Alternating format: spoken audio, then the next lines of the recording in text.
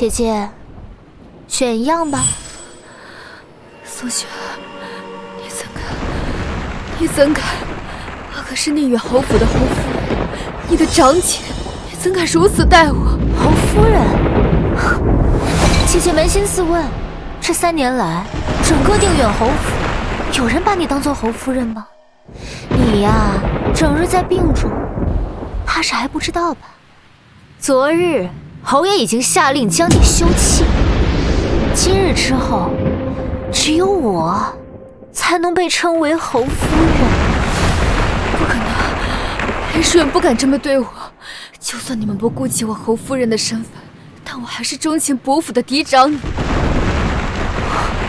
差点忘了，姐姐连这件事也还不知道呢。早在3日之前，父亲就已经宣布和你断绝了所有关系，你已经不再是钟情伯府的嫡长女了。断绝关系？父亲怎会狠心和我断绝关系？怎么不会？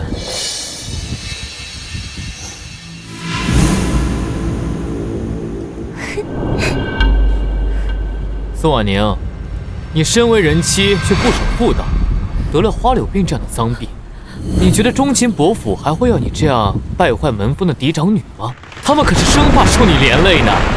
我没有不守妇道。石原，我不知道这是怎么回事，除了你，我没有接触过其他外男。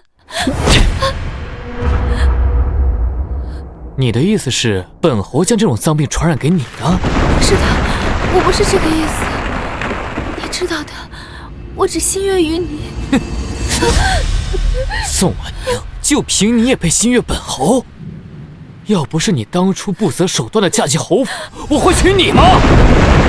是，我与裴家的婚约是两家祖父10年前就定下的。那又如何？我就是看不上你。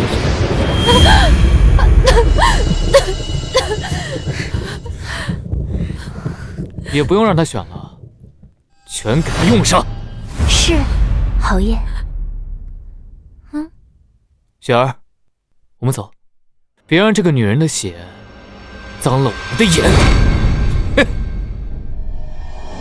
裴时远，这么多年，你难道对我就没有一点夫妻情分吗？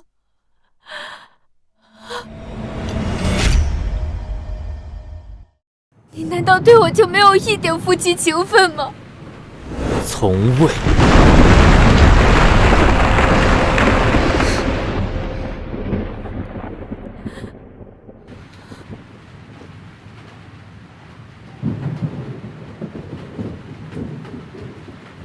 宋婉宁，难道你还不明白吗？像侯爷这样的人，最厌恶的就是受人摆布。可你偏要拿着婚约的事逼迫着他娶你，他怎么可能会不厌恶你？怕你要死了，不妨再告诉你一件事。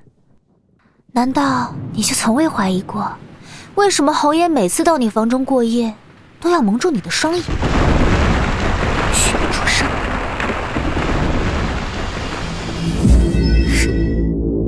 自然是为了让你看不清面目，好让你与别的男人颠鸾倒凤，患上花柳之病啊！这些年来，侯爷从未与你有过肌肤之亲，与你同房的一直都另有他人。无耻！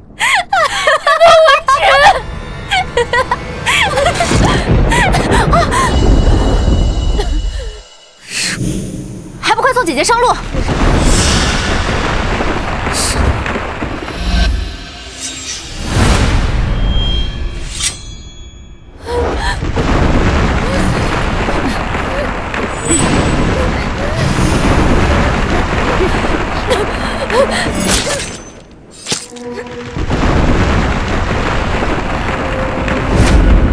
这一世是我识人不清，若有来世，我一定。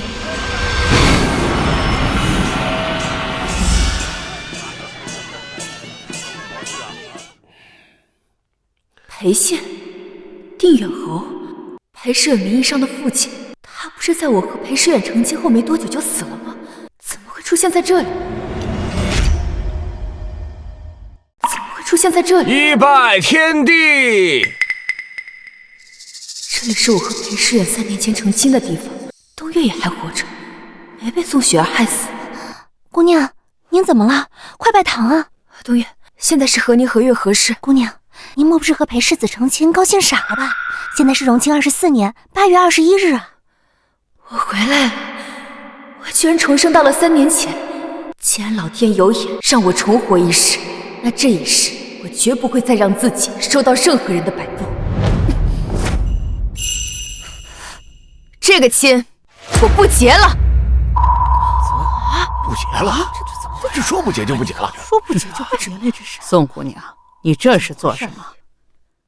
你是要当场悔婚吗？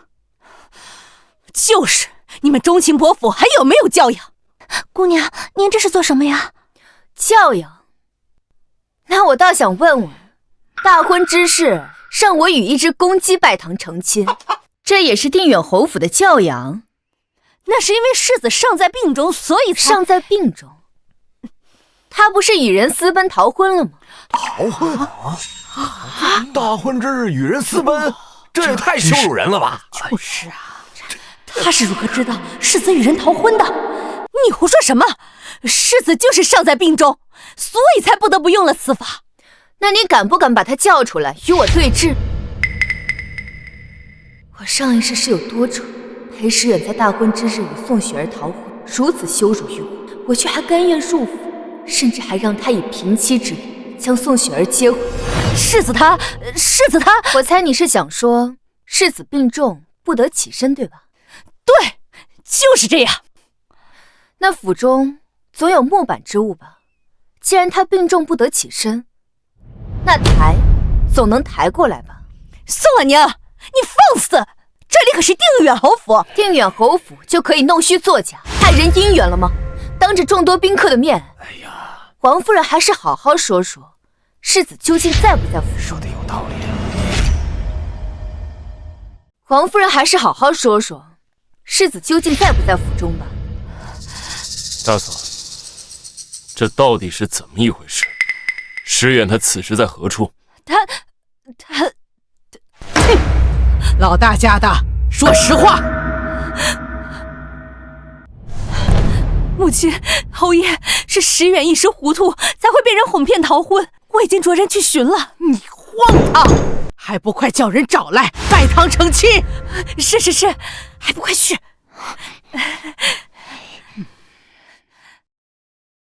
宋姑娘，你放心，你才是我们裴家明媒正娶的世子夫人。对，旁的女人都不作数。你要是高兴啊，就把她纳进来做个妾，当个玩意儿便是。然后在你的助纣为虐之下，好搓磨我。这个宋婉宁不过是占着世子正妻的名头，在我心里，只有雪儿你才是我心目中的好儿媳。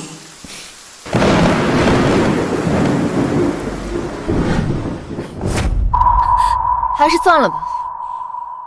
世子既然与人私奔，在大婚之日弃我于不顾，那我何必担着有名无实的世子夫人呢？那你想怎么做？我要换个夫君。这成何体统啊！是你们裴家对不住我在先。既然是八抬大轿把我迎进门，断没有让我再走回去的道理。既如此，那便换一个人与我拜堂成亲。这怎么能行？为何不行？我与裴家的婚事是长辈定下的，可没说一定是裴世子。的确是我们对不住宋姑娘在先，那就依宋姑娘的，裴家没娶妻没定亲的儿郎都站出来，由宋姑娘任意挑选。不必了，我的心中已有人选。哦，那宋姑娘想要挑谁？我选他。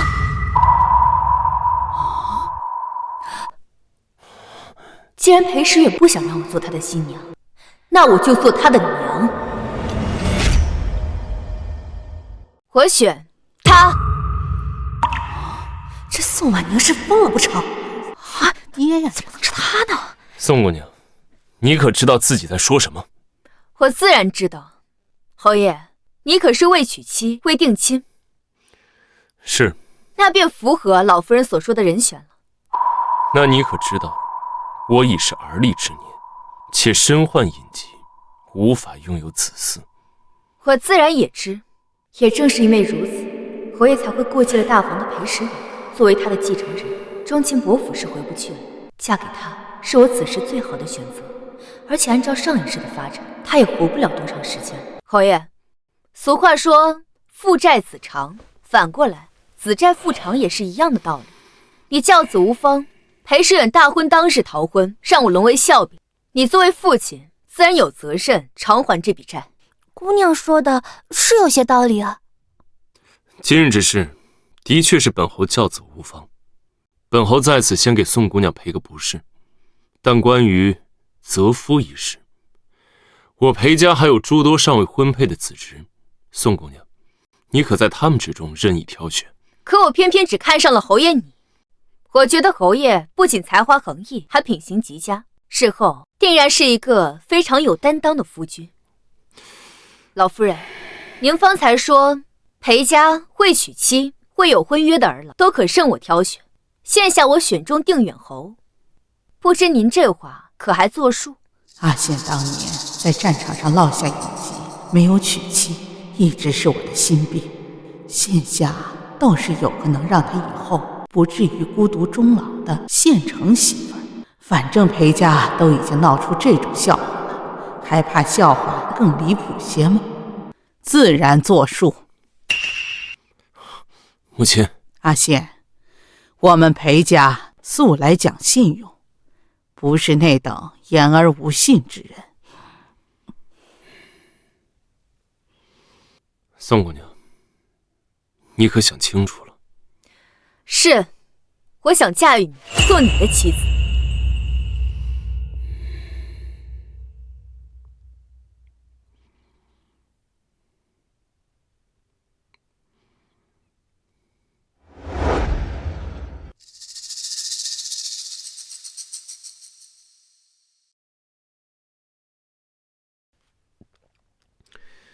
如此，那别误了吉时。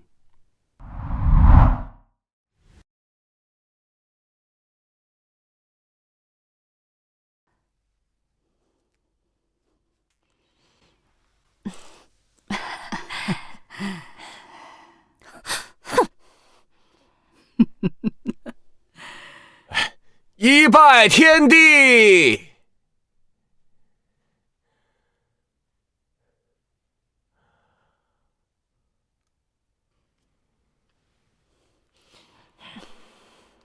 好，真好，二拜高堂。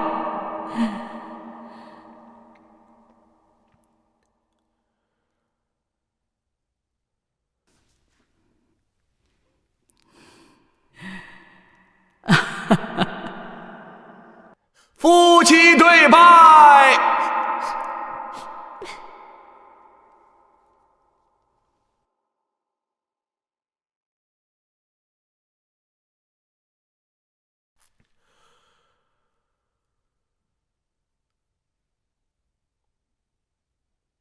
礼成。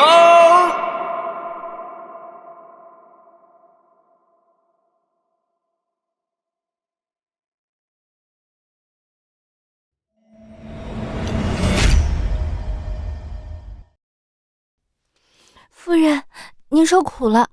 没想到那个裴世子竟然如此不负责任，在大婚之日当场逃婚。早知如此，当初直接退婚便是了，还连累您嫁给了年岁大了您许多的定远侯。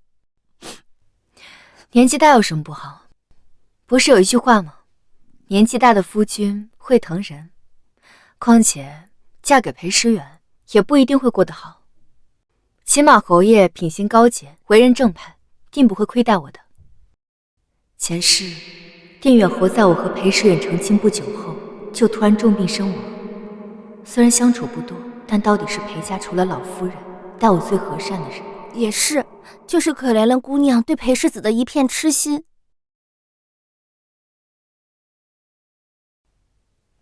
东岳，其实我……侯爷，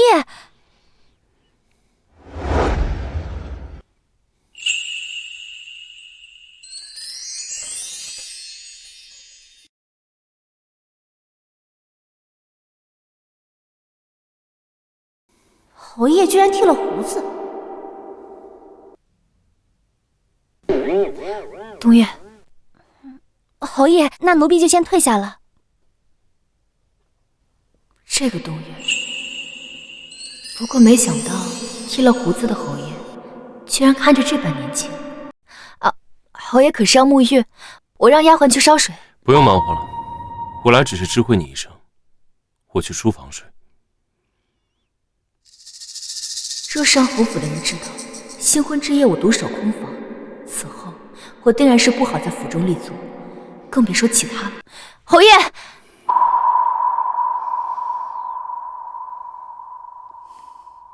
侯爷，裴家的不负责任，原来是一脉相承啊！你这是何意？你儿子在大婚之日与别人私奔，而你又在洞房花烛夜让新娘子独守空房，这难道不是有其父必有其子，一脉相承的不负责任吗？你不是知道我为何至今不娶吗？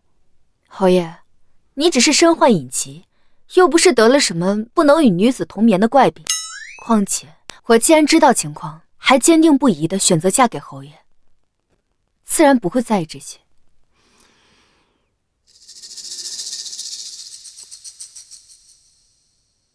夫人莫不是看中我身有隐疾，才想着驾驭我的吧？夫人莫不是看中我身有隐疾，才想着驾驭我的吧？这人私下怎能如此浪荡？既然夫人不介意，那便就寝吧。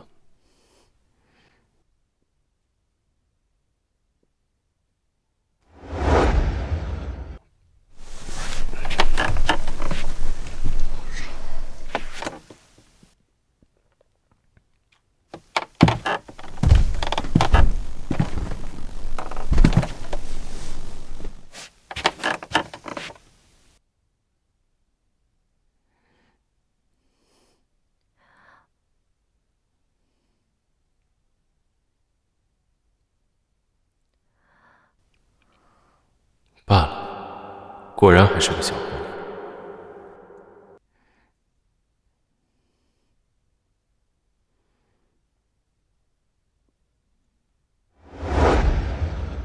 我先请喝茶。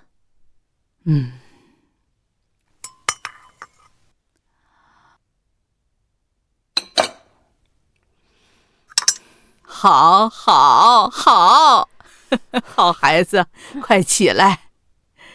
哎呀，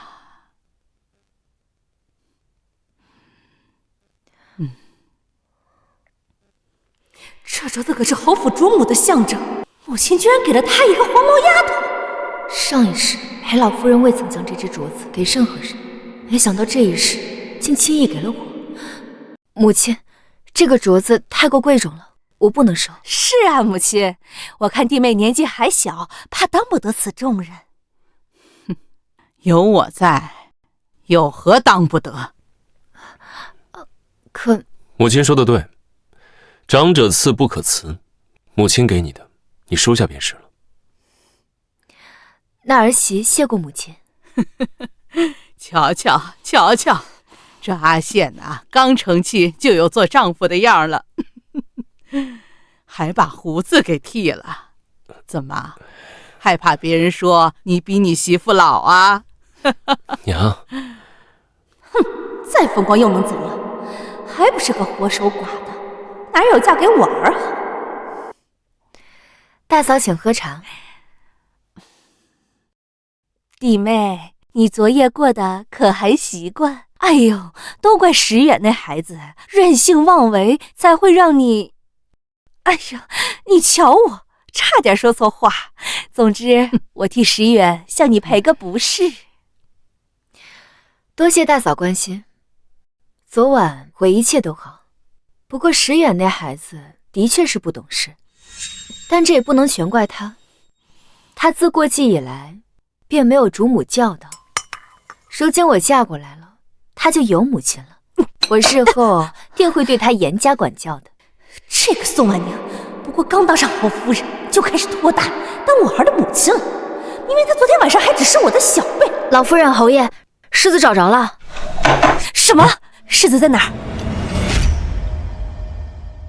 世子在哪儿？被咱们的人困在城外的别院中。侯爷，那咱们赶紧把世子带回来吧。对呀，阿宪，你快点带人把这个逆子给找回来。好。侯爷，刑部侍郎张大人求见。夫君，母亲，让我去吧。你怎么能去？我既然成为了石远的母亲，自然也应该担起管教他的责任，为何不能去？我看还是我去吧，毕竟我才是石远的生母。大嫂，您之前的确是石远的生母，但石远毕竟已经顾及过来了。从今日起，我便是他的母亲。你好了，婉宁说的对，老大家的，婉宁现在才是石远的母亲，以后你不要插手了。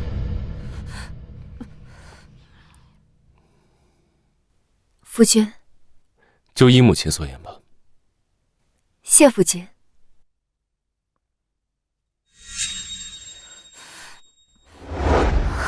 世子爷，我好害怕。雪儿别怕，我定然会护着你。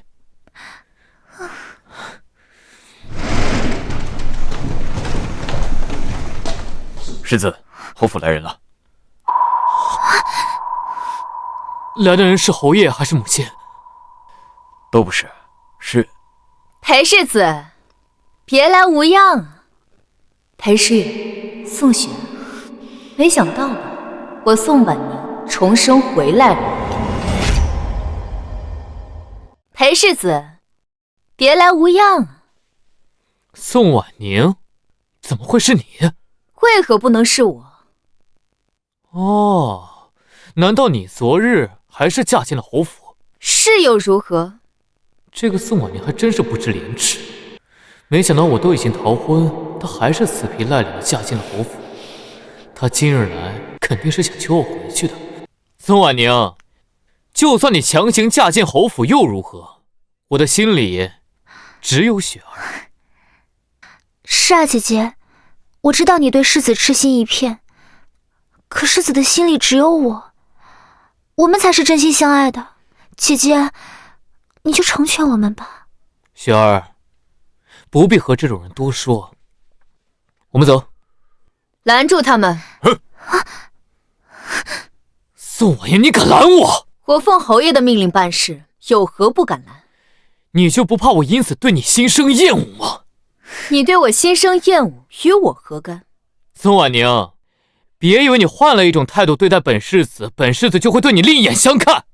我知道你心悦本世子，可我这辈子非雪儿不可。我劝你还是别白费心机了。裴世子，我怕你是误会了吧？你这辈子非谁不可，又与我何干？别装了，宋婉宁，你今儿来不就是想让我回去的吗？这样吧，你想让我回去也可以，不过你得答应我一个条件。好，我要你现在准备好马车，恭恭敬敬地引我和雪儿回府，并接受雪儿做我的平妻。那我要是不答应呢？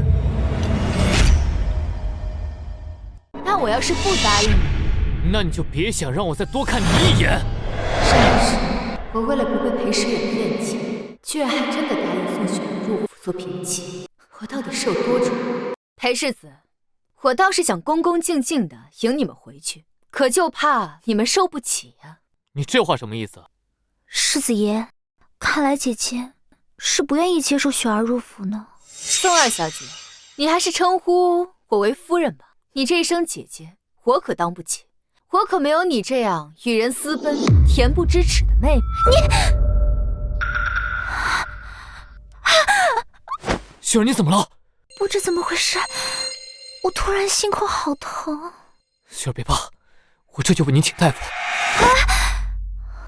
世子爷，我想要你在这陪我，不如就让姐姐去请吧。宋婉宁，就算你嫁给世子当了世子妃又怎么样？我倒要看看你怎么争得过我。裴世子，你这么看着我什么意思？你没听见吗？雪儿说她心口疼。她心口疼就去看大夫呀，我又不是大夫。雪儿可是你的妹妹，你这样捏酸吃醋只会让我更加厌恶你。你说我是在捏酸吃醋？难道不是吗？你不就是嫉妒雪儿能陪在我的身边，是我的宠爱吗？你现在立刻去给雪儿请大夫，否则你别想让我再正眼瞧你。那我要是也不答应呢？你个妒妇，居然一而再再而三地违抗我的命令！要是雪儿有任何闪失，我定会立刻休了你。既然裴世子想休了我，那便休吧。我也想看看你现在有什么资格能够休得了我。哼，怎么，你打算拿你们忠亲伯府来吓唬我不成？世子爷，看来姐姐是铁了心的不愿意和你分开，不想让雪儿入府，共同侍候世子。宋婉宁，我本只是想让你恭恭敬敬的迎我和雪儿回府，我便留你1-2分体面，让你继续做世子妃。谁知你既然这么不识好歹，那你这世子妃也别当了，就留着做妾，侍候我和雪儿吧。我们走。没有姑娘，不，没有夫人吩咐，你们谁也不许走。我可是世子。那又怎么样？我只听我们夫人的。你居然还敢让人拦着我！赶紧让他们给我滚开，否则以后别让我再原谅你。是啊，姐姐，你若想得到世子的青睐，就应该好好听世子的话才对。我当不起你的这声姐姐。还有，你要是嫁给裴时远，此时何该称我一声母亲？我嫁给时远哥哥，为何要称你母亲？二小姐怕是还不知道吧？昨日裴世子逃婚后，我们家夫人已当场改嫁侯爷，现如今是定远侯府的侯夫人。你若是想嫁给裴世子的话，难道不应该尊称我们家夫人为一声母亲吗？什么？天底下怎么可能会有这么荒唐的事情？怎么不可能？我是与你们裴家有婚约，可当初未曾指明是与你们裴家哪位公子有婚约。你既逃婚，我便改嫁旁人，又有何不可？裴世子若是不信，大可问问这些下人呢。啊，世子，宋姑娘昨日确实已经改嫁给了侯爷。儿啊，还不赶紧过来拜见母亲？不可能，我不相信！世子不相信我说的话，也不相信这只镯子吗？这是侯府的传家玉镯，祖母怎么可能会把这玉镯给你？自然是因为我嫁给了定远侯，是定远侯府名正言顺的当家主母。不可能，你不可能做侯夫人的。你都能越过自己的长姐和自己的姐夫私奔，我为何不能做侯夫人？可你明明之前那么想嫁给世子爷，又怎会突然改嫁给他人？雪儿说的对，我听忠亲伯府的下人说，你为了这次跟我的亲事，用了整整3个月，就为了给我缝制一件喜服。你痴迷我至此，又怎会改嫁他人？就算你改嫁给了我父亲，那也是为了留在侯府接近我。哦，对，定是如此。我明白了，宋婉宁，你还是在介意我和雪儿私奔之事，对不对？或许你说的改嫁是真的，但你并不是真心想嫁给我父亲，而是为了用此事引起我的注意，好私下里勾引我。果然，姐姐才是最痴情世子的人，连雪儿都不及呢。你居然能痴迷我到如此地步，可是那又如何？像你这种恬不知耻的女人，我这辈子都看不上。我知道你厚颜无耻，没想到你竟然能厚颜无耻到如此地步。行了，你别装了，宋婉宁，你不就是想像雪儿一样获得我的宠爱吗？这样吧，你现在跪下，给我和雪儿磕3个响头，我就屈尊降贵，让你到我房间伺候我，如何？放肆！你作为晚辈，居然敢如此不敬自己的母亲，侯府是未曾教过你何为孝道吗？就是，裴世子，你真是太不孝了。林峰，啊，我听闻裴家颇为重视孝道，不孝子可是要挨家法伺候的，是也不是？这是。宋婉宁，你少拿家法吓唬我！裴世子是以为我在吓唬你。东岳，奴婢在，为世子准备长凳，家法伺候。是。来人，世子违反侯府家规，拖到院中，杖刑20。是。世子得罪了。干什么？干什么？诗远哥哥，你们两个疯了吧？诗远哥哥，宋婉宁，诗远哥哥可是侯府世子，你怎敢如此对他？冬二姑娘不是心口疼，怎么现在不疼了？你一定会为今天所做的事情后悔的。我打我儿怎么会后悔？这是侯府的家事，就不劳宋二小姐操心了。你还是好好想想，昨日之事该如何向钟勤伯交代。雪儿不必多言，打在我身，痛在他心，我就不信他真舍得打我。是吗？那你就好好看看，看看我究竟舍不舍得打你。来人，给我打！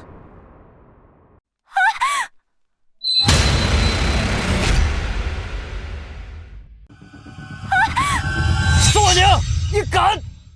你要是真的打了我，我这辈子不，我下辈子都不可能原谅你！住手！你果然不舍得打我，你现在给我跪下磕头还来得及。裴县身有隐疾，昨夜定是无法满足你吧？你可得珍惜好这次机会，错过这次机会，你可就没有机会与我亲近了。难道姑娘对裴世子还未死心？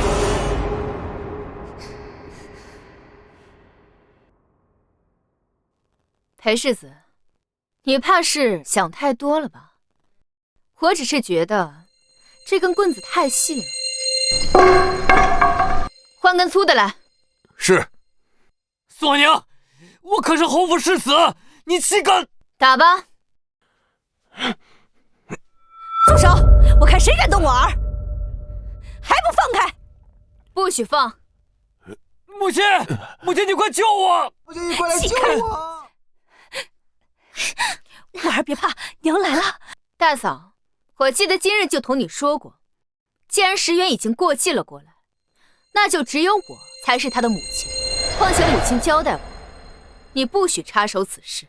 你这是要违抗母亲和侯爷的命令吗？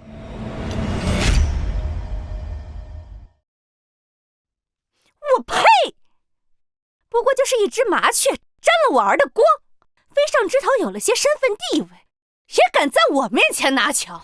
大嫂慎言，无论我之前如何，可我现在是定远侯府的侯夫人，大嫂还是要对我尊重些。哼，要不是我儿逃婚，你何德何能嫁给侯爷做侯夫人呢？你忘了你以前为了嫁给我儿子是如何讨好我的了吗？我之前的确是被朱由蒙了心，才会看上裴时远。不过我现在既已经嫁给了侯爷，心中自然只有侯爷一人。你少在这装算了！这京城谁不知道你宋大小姐痴恋于我？现在我的书房里还放着你为了讨好我给我绣的香囊、写的书信呢。哎呀，你说你的那些东西，要是被侯爷看见了，侯爷会如何想你？天底下应该没有哪个男人会允许自己的妻子如此痴缠过别的男人吧？况且还是自己的儿子。宋婉宁，你别以为你嫁给了侯爷就可以高枕无忧，要是侯爷厌弃了你，我看谁还能为你撑腰。姑娘，他说的没错，说是裴宪因此借换侯夫人的身份，也只不过是一个空壳。还有你们，不过才过了1日而已，就分不清谁才是侯府的主子了吗？居然敢打世子！就是，看我怎么收拾你们！姐姐，还不快给伯母还有世子道歉？难道重婚一事，我还是无法复仇？我不甘心，即便是无人承认，我也绝不会让他们再欺辱。早知今日，何必当初？宋婉宁，你疯了不成？想要让我道歉，休想！完了！一个小小的中心波嫡女居然敢打我！来人，把这个不知天高地厚的死丫头给我抓起来！不许动我们姑娘，连她一起给我绑了！是，你凭什么绑我们？你一个小小的中亲伯嫡女，又凭什么打我们？就凭她是本侯认定的妻。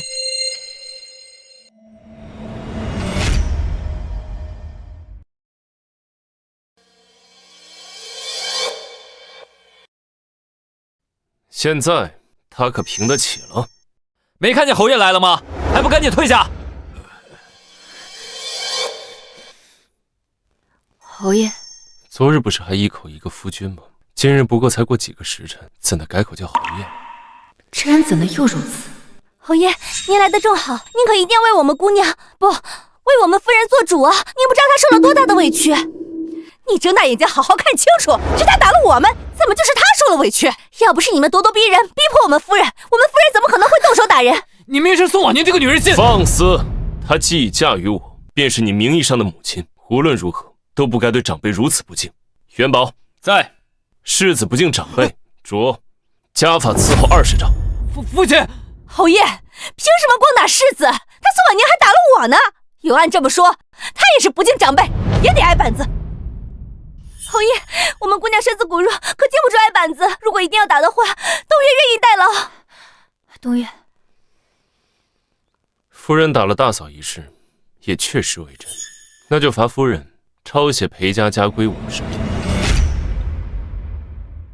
那就罚夫人抄写裴家家规50遍。夫人可有异议？父亲，这不公平！是啊，二弟，你这是故意偏袒。偏袒！昨日你背信弃义，与人私奔，视为不仁不义；今日你罔顾家规，不敬长辈，视为不忠不孝。你弃家族颜面于不顾，行如此不仁不义、不忠不孝之事，我且问你，这20丈也叫偏袒吗？大嫂若再多说一句，便加10丈。元宝，动手。是。父亲，父亲，我错了，父亲，我错了。儿子，我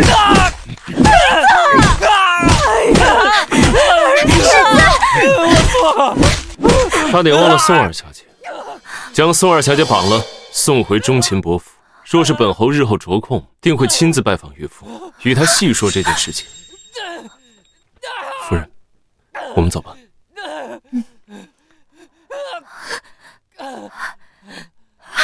不，你们不能这么对我！我已经和诗远哥哥有了继父之情，我是要嫁给他，做世子妃的，我不能就这么回去。宋二小姐可曾听过一句话：奔则为妾，逃为奴？你这样的行径，怕是不能够做定远侯府世子的正妻。你什么意思？你让我做妾？我也是忠亲伯府的嫡女，我凭什么做妾？我也是忠亲伯府的嫡女，我凭什么做妾？若不是因为我母亲离世，父亲做主将林姨娘扶正，你如何能成为忠亲伯府的嫡女？既当自己是嫡女，又如何能做出与人私奔这样有违嫡女身份的事？宋二小姐，还是好好的回府里反省吧。宋雪，前世你费尽心思想要做世子，今世我便彻底斩断你的这条路。夫君，我们回去吧。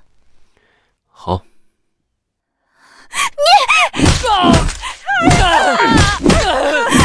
诗远哥哥，侯爷，还您多谢侯爷。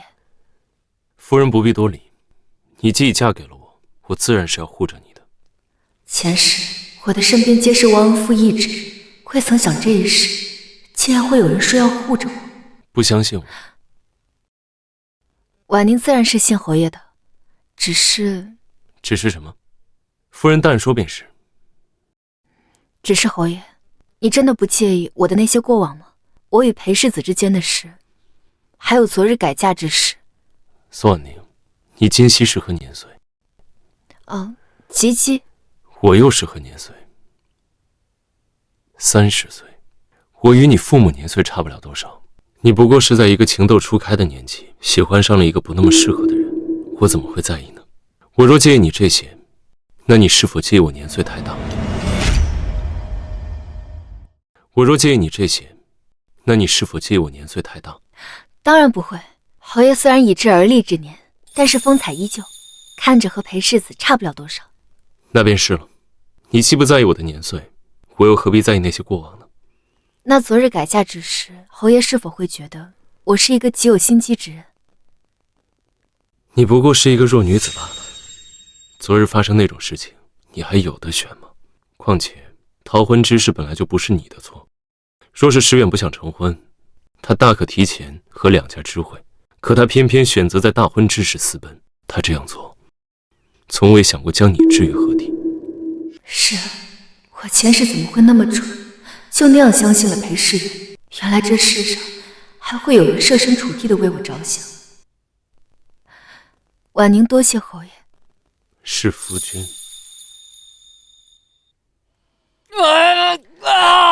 好疼！哎呀，你们怎么回事啊？就不能轻一点吗？夫人，我已经很轻了。我不要你们给我上药了，疼死我了！我滚下去！快去！石远，你感觉怎么样啊？你可别吓娘啊！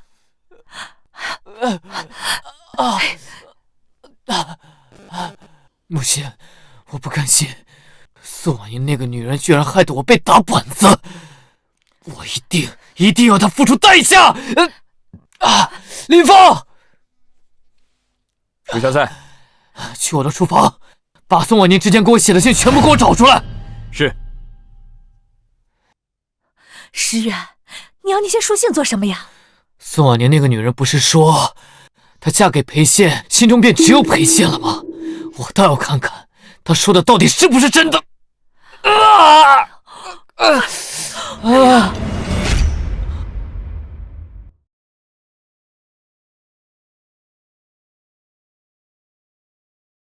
其实夫人不必每日来送我，在榻上歇着便好了。以前我祖父上朝，我祖母总会这样，每日送他，我总归是睡不着的。送一送侯爷也无妨，况且他也活不了多久，在他还活着时，我尽力对他再好一些吧。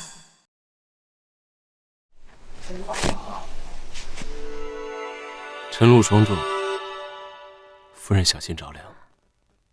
不用，侯爷，我总要回去的，这披风还是侯爷自己披着便好。给你记好了，披上便是。还有，我让母亲免去了你的晨婚定刑，你只需每月初1、15去便可。再有，在府中不论遇到任何事情，皆可差个小厮去选我。多谢侯爷。东岳，带夫人回去歇着吧。是，侯爷。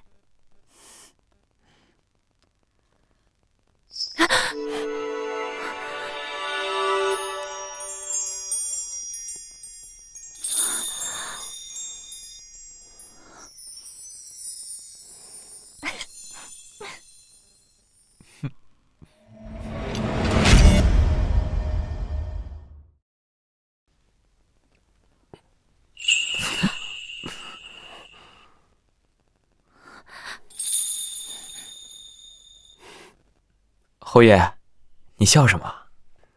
我在想，我知道母亲为何非要让我成婚的原因了。为何？等你有了心仪的人，成婚之后便知道了。总不能是上朝的时候为了有人送你吧？哎，侯爷，等等我！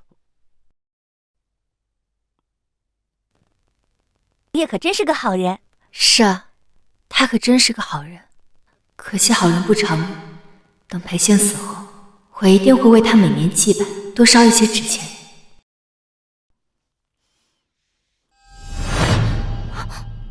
会不会走路啊？怎的一点规矩都不懂，还撞人就跑？不行，我现在就把他抓回来。东月，夫人，你看这是什么？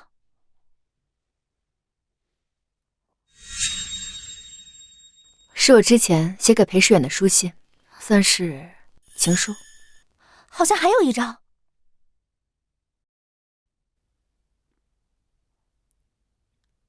宋婉宁，你若是不想让全侯府的人都看见你给我写的书信，就在一炷香之内独自一人到我房间里来拿。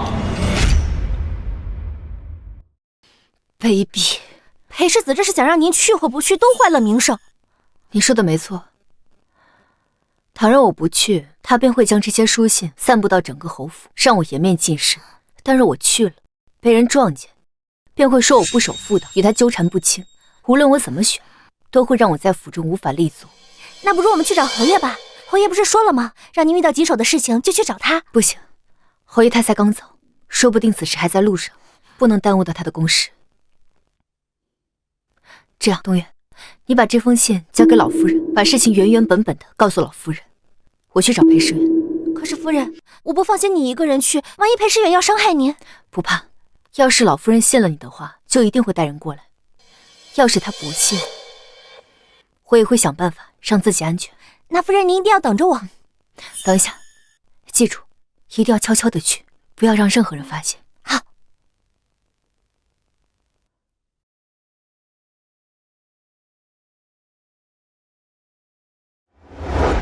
看来我儿的伤好得很快啊。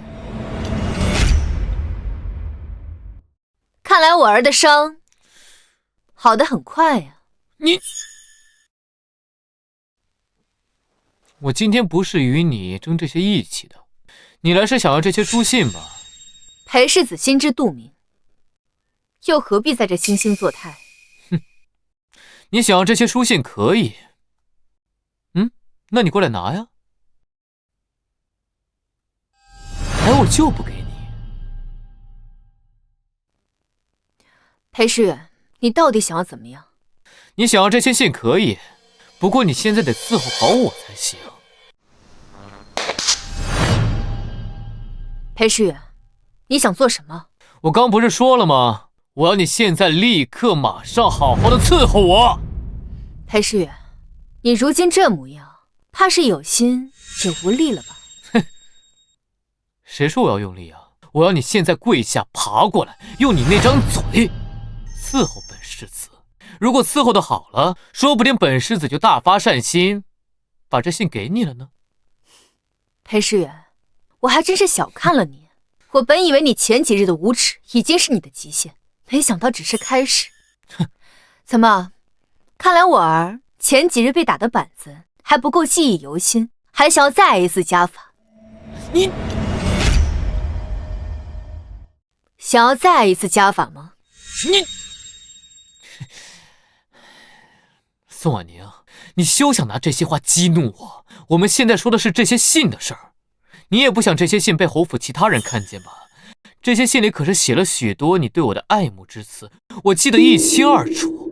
要是传出去了，你这侯夫人恐怕也就做到头了吧？你就不怕我告诉侯爷？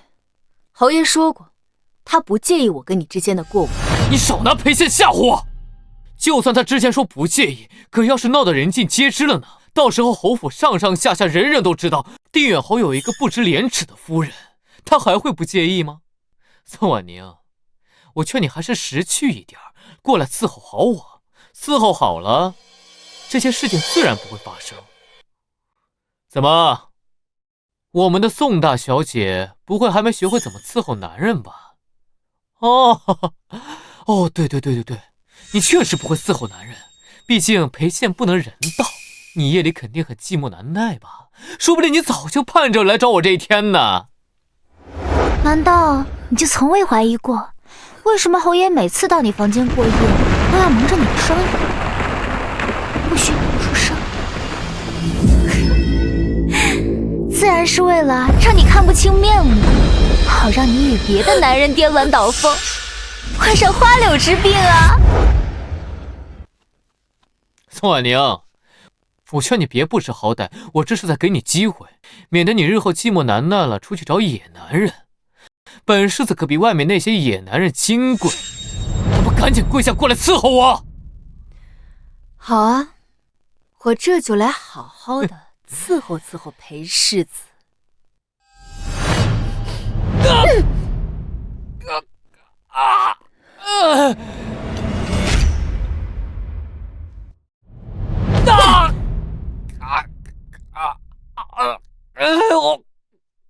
你个心狠手辣的毒妇！宋婉宁，你居然敢勾引世子！诗远，你怎么会躺在地上？哎呀，快起来！哎呦！宋婉宁，你居然敢勾引世子！大伯母，他勾引我，还咬伤了我传宗接代的宝贝。什么？这个侯夫人怎么这样？这么不知廉耻，背着侯爷做这种事。是啊，还咬伤世子内处，真是不知羞。母亲，快让人把他抓起来，让他尝尝下法的滋味。来人，给我把这个妄图勾引世子、不知羞耻的女人抓起来，家法伺候，杖刑2，不，杖刑40。慢着！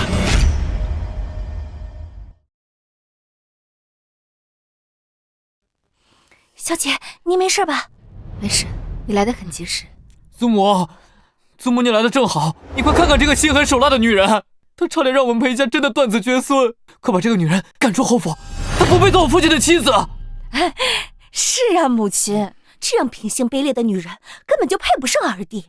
诗远，我问你，这封信是不是你写的？这个卑鄙的宋婉宁，居然将我写给她的威胁信交给了祖母。祖母，这封信确实是我写的，但我也只是想把那些信还给宋婉宁，好让她认清现实，与我斩断过往。世子，那照你这么说，你的那句说不来拿，就让全侯府的人都知道，这威胁的话语也是为了让我认清现实了。我要不那么说，你会来拿信吗？母亲，你也知晓这个宋婉宁过去对世子有多痴缠，世子若不将事情说得严重些，说不定啊，他还想缠着我们世子呢。是啊，祖母，你看，就算我将信写得如此严重了，这个女人还是趁着我有伤在身，逼迫于我做那样的事情，还咬伤了我内处。母亲，婉宁从未做过如此有伤风俗的事情，是世子威胁我在先，并说了一些不堪入目的话来激怒我，情急之下，我才不小心拿盒子砸伤了世子。你这是哄骗祖母！我会用我们裴家以后香火传承这样的大事来污蔑你吗？那就让大夫过来看看，是不是如同世子所说的。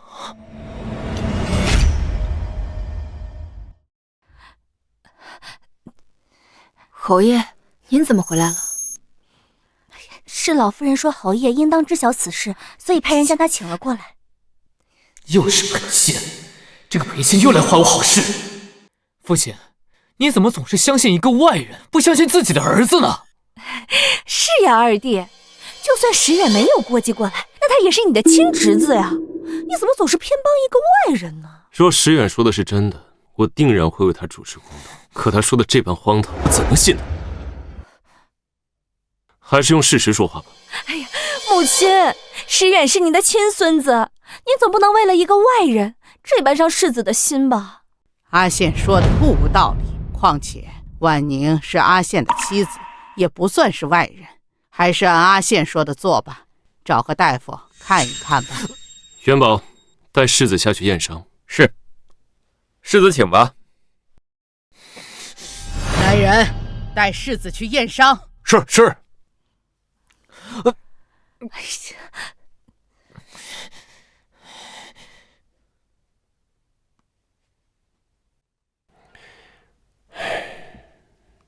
呀，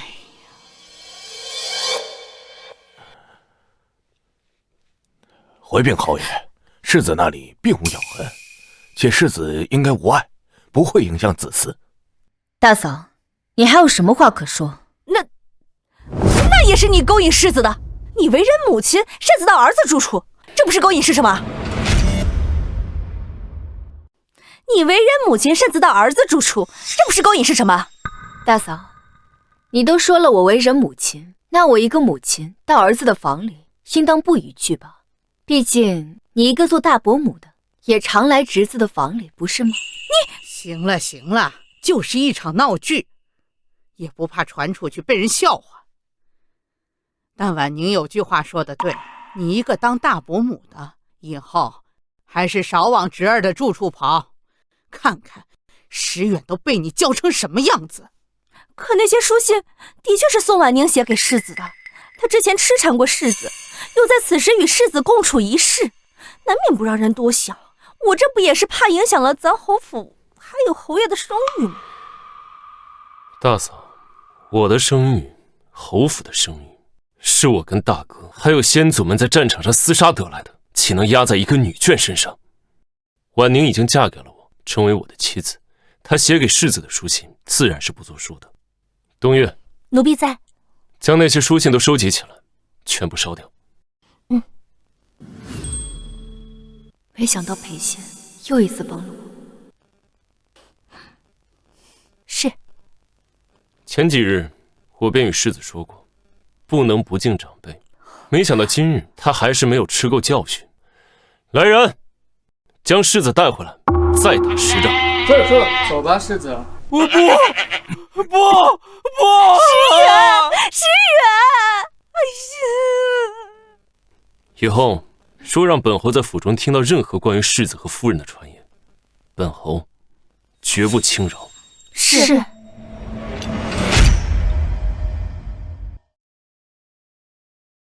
母亲，既然事情已经解决了，那我便去上朝了。对了，婉宁刚嫁入府中，诸事还不习惯，还望母亲多加照看这些。行了，知道了，不会亏待你媳妇的。真是的，这娶了妻呀，人都变得啰嗦了，不知道的还以为你养了个闺女呢。快去吧。那孩儿就先去了。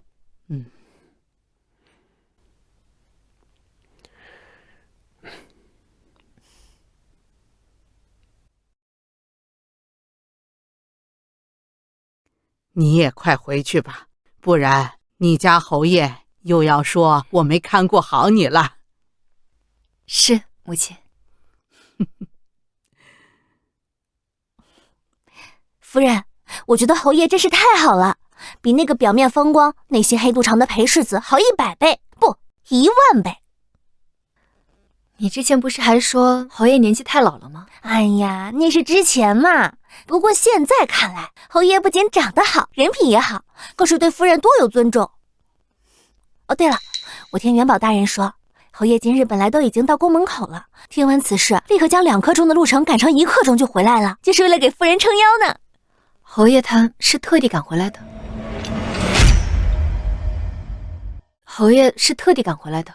是啊，我觉得像侯爷这样的好姑爷，真是打着灯笼也难找到第2个，就是年纪大了点儿。希望侯爷长命百岁，身体康健，以后不要留夫人一个人才好。说是裴仙能活得长久一些，或许我确实与他可能。啊，等等，苏婉宁，你在胡思乱想些什么呀？还有啊，夫人，您不知道，我今天去捎信的时候，老远就听到裴世子的惨叫了，听着可惨了。你呀你，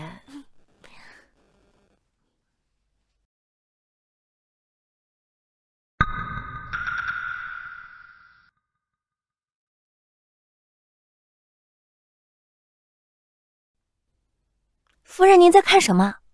我在想，重阳诗会就要到了。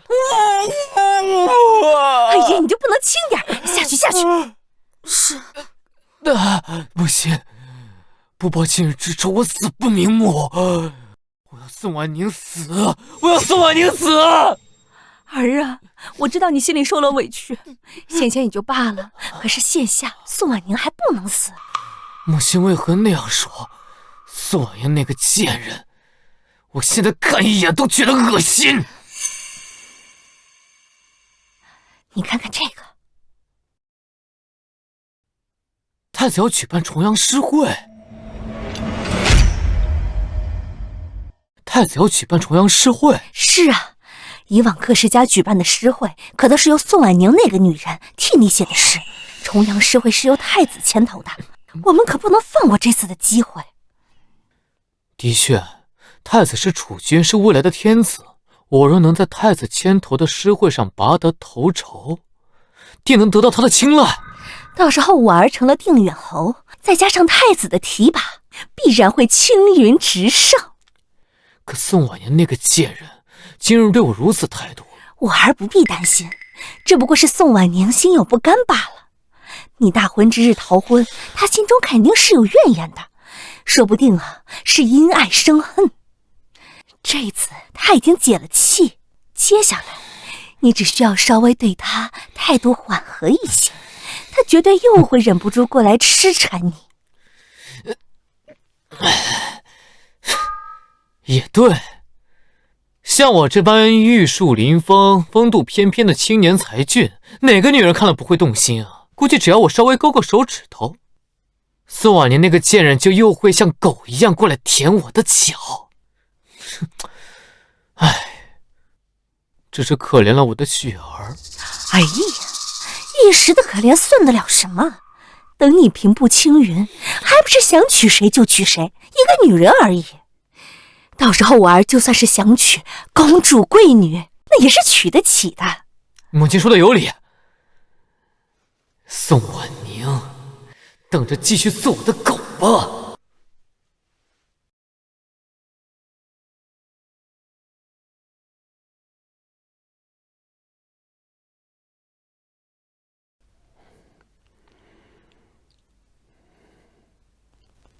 抄写完了吗？好。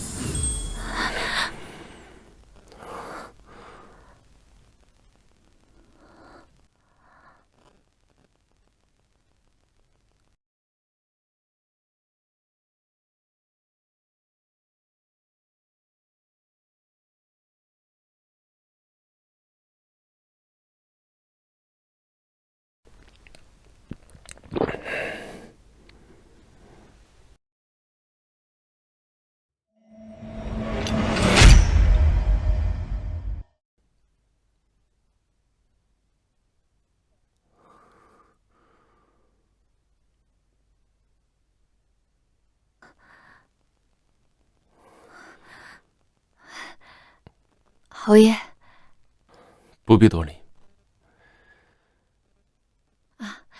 快抄完了，还差8篇就抄写完了。夫人倒是写得一手好字，谢夫君夸奖。我来替夫人抄写吧。这怎么能行呢？这怎么不行呢？反正夫人抄写完之后也是要与我看的。可这不就是作弊了吗？若是给旁人看的，那是算的；可若是给我看的，那便不是。那我来同夫君一同抄写。好。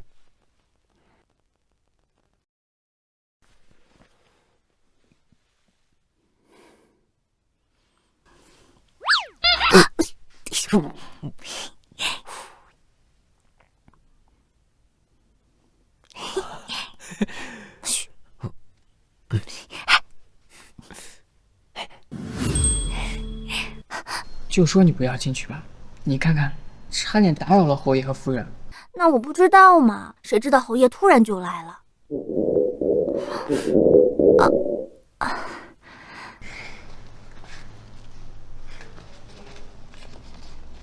吃吧，茶上豆。谢谢元宝大人。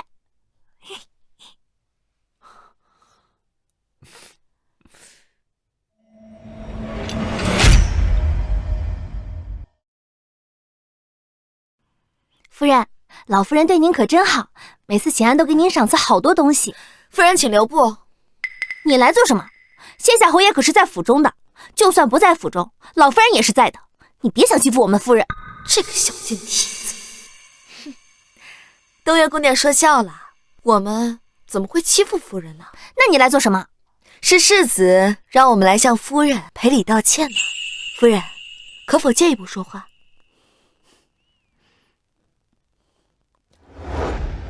夫人，你看看，这些可都是咱们世子为你精心挑选的礼物。世子，这是何意？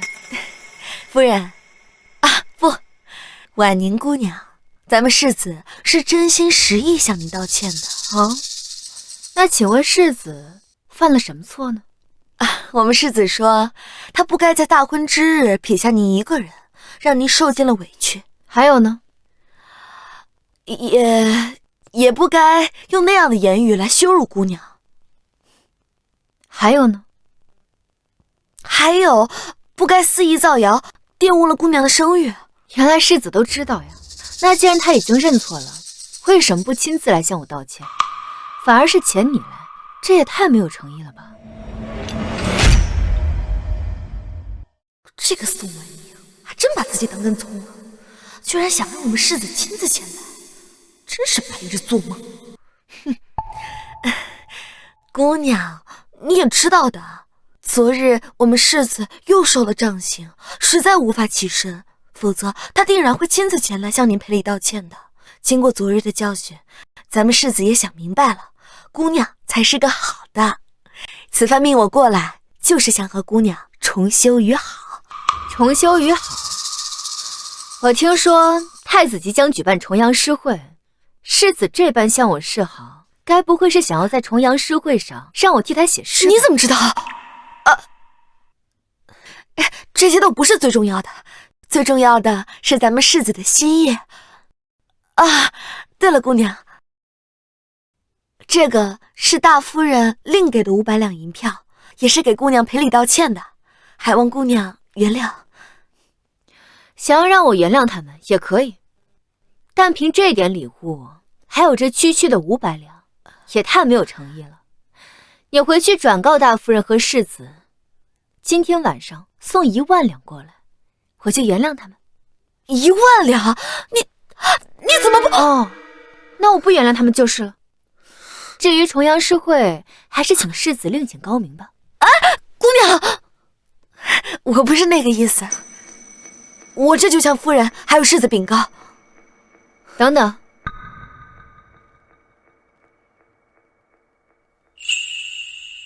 世子的伤真的有那么重啊？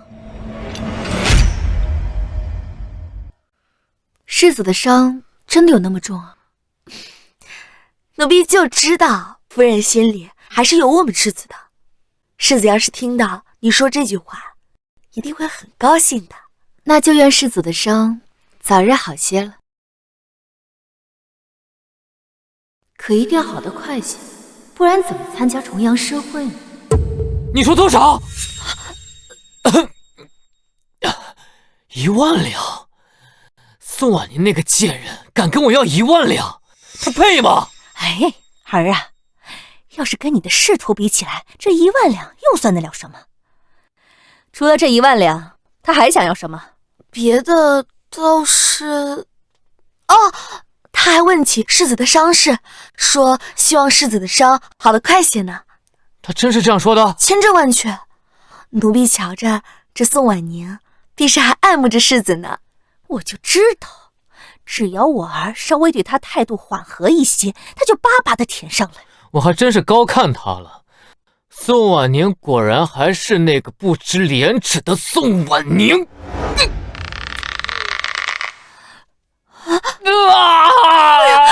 给世子上看！哎呀，儿啊，这药你忍着点儿，这是母亲专门为你求来的宫廷秘药，是疼了点儿，但是定然会让你在重阳诗会之前将伤养好。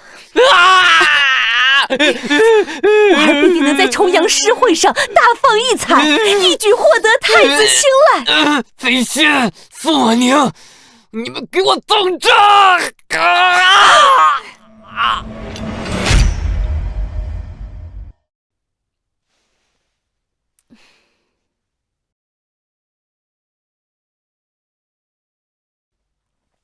夫人，您怎么真收下了这些东西啊？您莫不是心里还挂念着裴世子，想与他重修于好吧？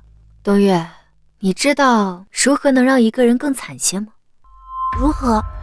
那必然是将其先高高的捧起，再看他狠狠的摔下。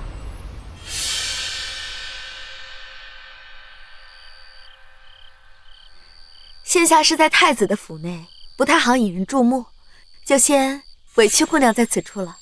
等太子殿下出了题，我自然会为姑娘送来的。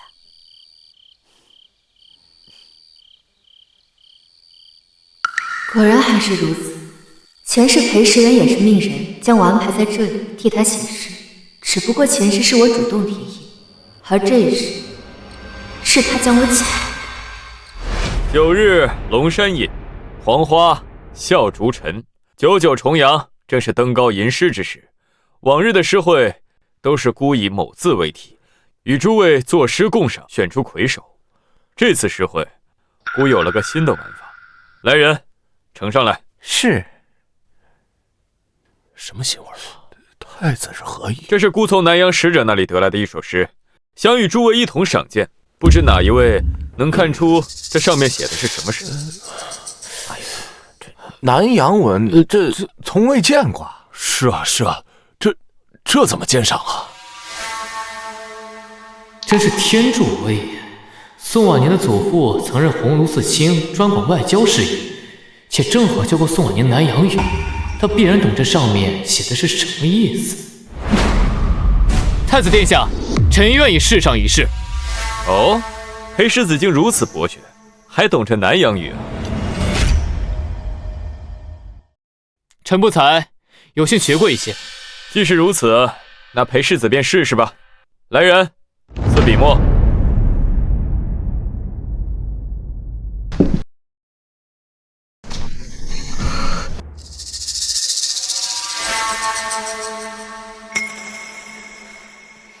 我又不识得这南阳语，这可怎么记得住啊？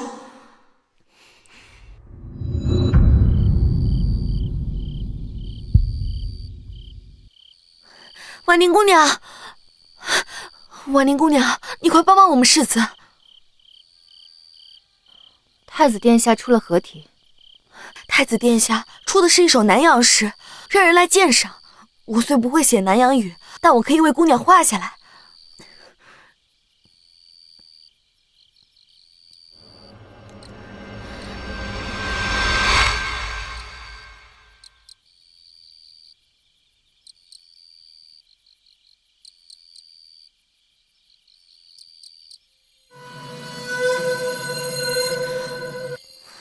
这南阳语属实难记，我也只记得这些。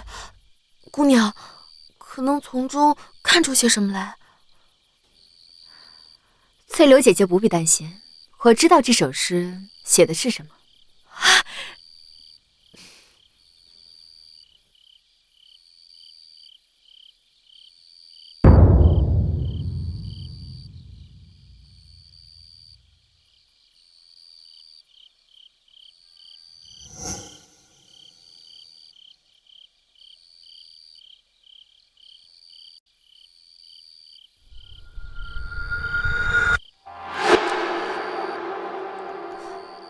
离离原上草，一岁一枯荣。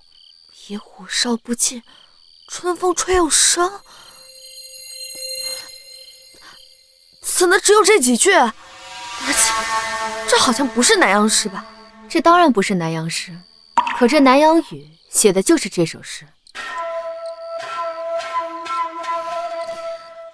婉宁姑娘，莫不是想诓我们世子？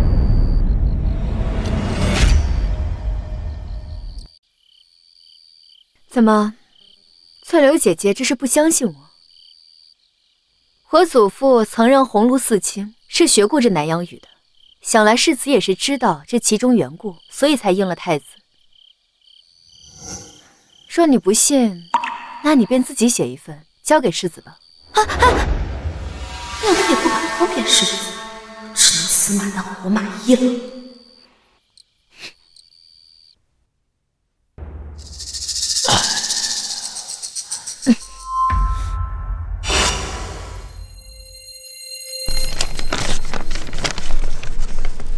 怎么会是一首古诗？这个宋婉宁该不会是耍我？裴世子，还没有写好吗？算了，先写上吧。要是宋婉宁敢让我在太子殿下面前丢脸，我一定会让他生不如死。这什么意思？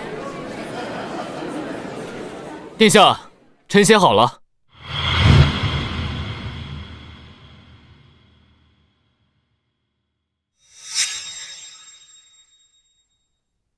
殿下，这根本就不是什么南洋诗，而是用南洋语写的古诗。哈哈哈哈哈！裴世子果然是英年才俊，博学多识啊！你说的没错，这的确是南洋语写的一首古诗。诗会后记得领赏。多谢殿下，这个宋婉年还真是有点用处。来，给诸位才子们看看。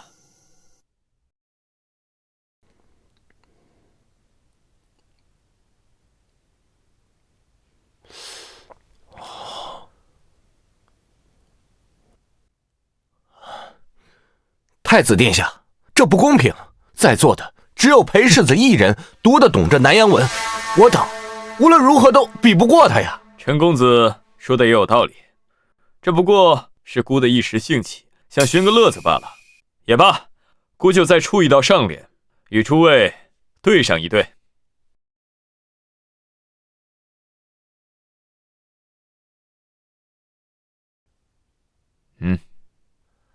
太子殿下写的上联是一夜五更，半夜二更有半。太子殿下写的上联是一夜五更，半夜二更有半。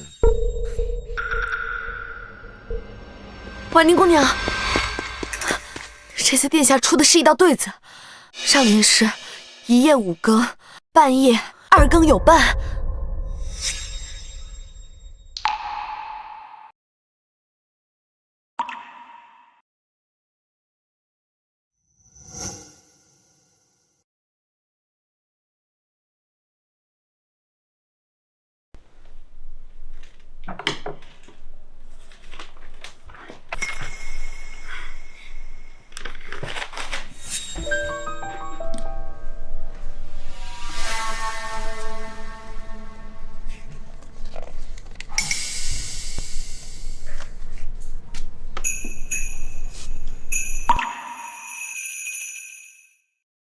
诸位可都写好了？回殿下，臣写好了。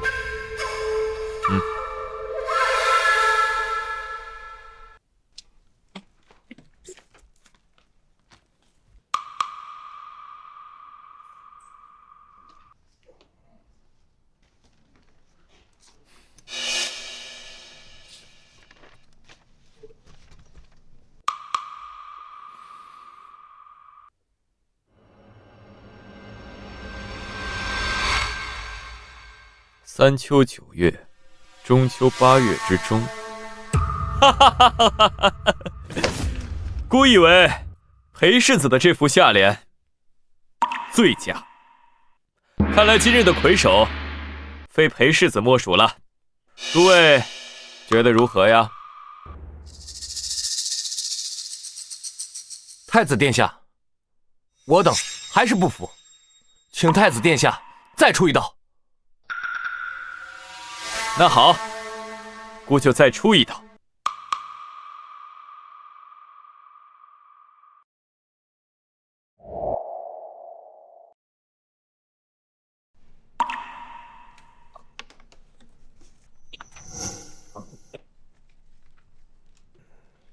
太子殿下写的上联是地满红花红满地。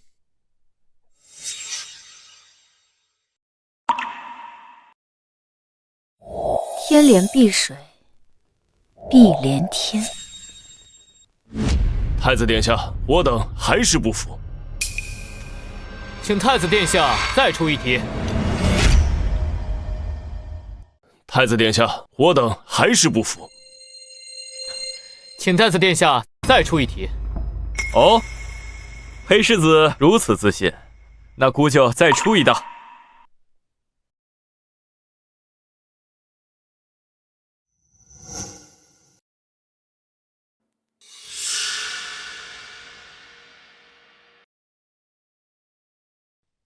树红树碧高低影。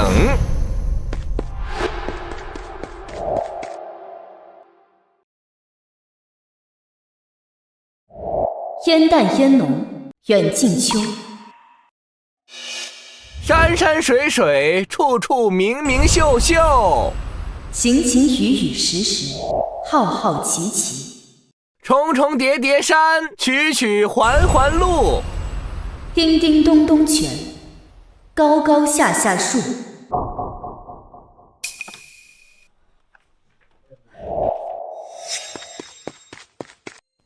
前世我便已经帮裴时远答过这些题，并且得了魁首，想必裴时远心中定是得意非常的。裴世子一连答5题，皆为魁首。诸位可还有什么话说？太子殿下，此次为诗会，我等与裴世子比不过对子，难道还比不过写诗吗？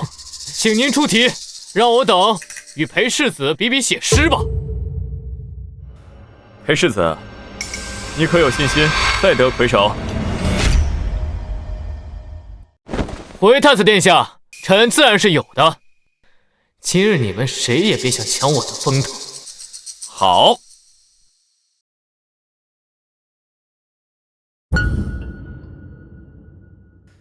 那诸位便以花为题，写诗来比吧。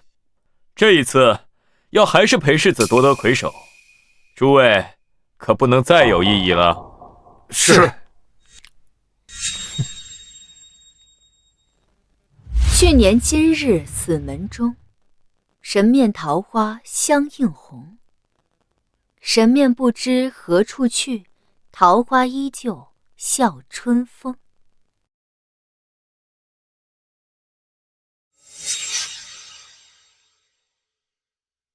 裴时远，你一个连国子监都考不进去的草包，无论如何也想不到，这根本就不是我写的诗吧？太子殿下，臣写好了。哦，快呈。是。哎，不用，裴世子啊，便直接读吧，也让在座诸位都欣赏欣赏。去年今日此门中，人面桃花相映红。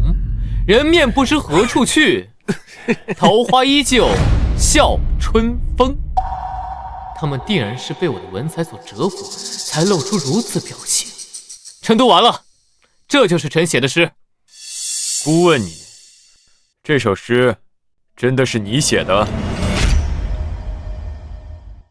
这首诗真的是你写的？太子殿下竟然如此郑重的询问，看来这首诗果然引起了太子殿下的赏识。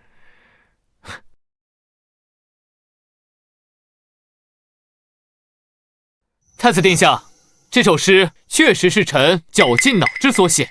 放肆！裴时远，你竟敢戏弄孤？太子殿下何出此言？臣怎敢戏弄殿下？哼！裴世子，你是真不知道啊，还是假不知道啊？这首诗是唐代崔护写的，怎么可能是你写的诗？对啊，你如果真博学，怎么可能没读过这首诗？该不会你那些对子，还有那首南阳诗，是作弊得来的吧？说，这到底是怎么回事？刚才那些对子，还有南阳诗，到底是不是你写的？这个该死的宋婉宁，竟敢如此坑害我！是我写的。那好，来人，再给我去拿一份南阳诗，给世子辨认。孤倒要看看世子是不是真懂这南阳语。是。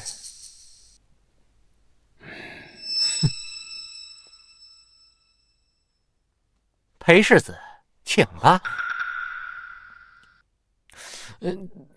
那臣去把它写出来。不用，你既是懂，便是读，也能读出来。这上面写的到底是什么鬼东西？都怪那个该死的宋婉宁！等我回去之后，我一定让他生不如死。裴世子，这上面写的是什么？这上面写的是殿下。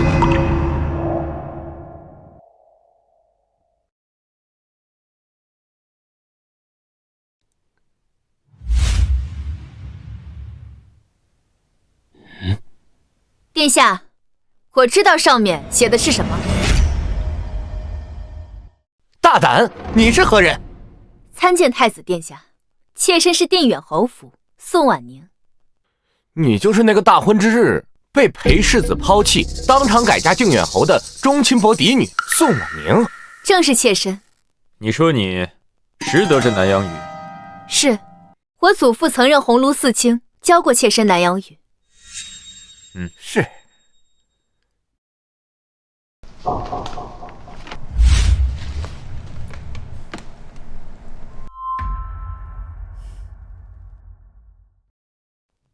回太子殿下，这上面写的也是一首古诗，写的是红豆生南国，春来发几枝，愿君多采撷，此物最相思。你的确懂这南阳语，不过你既是定远侯的夫人，又为何出现在此处？回太子殿下，妾身是被裴世子威胁过来的，世子所写的那些对子和诗，都是威胁妾身，替他所做。宋婉宁，你血口喷人！太子殿下若是不信妾身，可命人在裴世子的身上搜查一番，他身上定然还有我写给他的纸条。来人，给我搜！太子殿下，你千万别信这个女人啊！她是在污蔑臣。真有啊，殿下！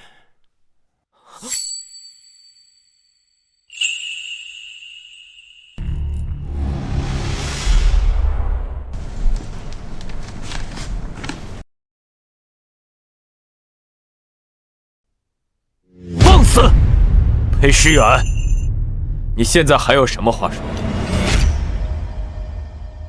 裴诗远，你现在还有什么话说？臣有话说，殿下根本不是臣威胁他来的，而是他不知廉耻，爱慕于我，主动要求来的，也是他主动提议要帮我作弊，欺瞒殿下的。殿下，臣是受了他的蛊惑，才做了错事。臣母亲的婢女翠柳可以作证。快！太子殿下，我们世子说的都是真的，都是他，是宋婉宁诬陷的我们世子。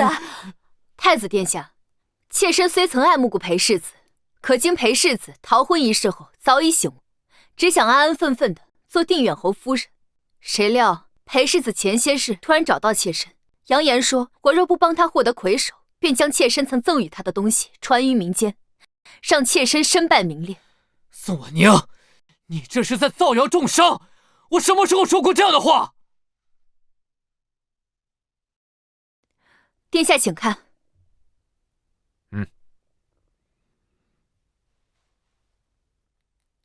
这是之前裴世子在侯府就曾写下威胁过妾身的信，可请这位大人与方才世子所写的字迹做对比。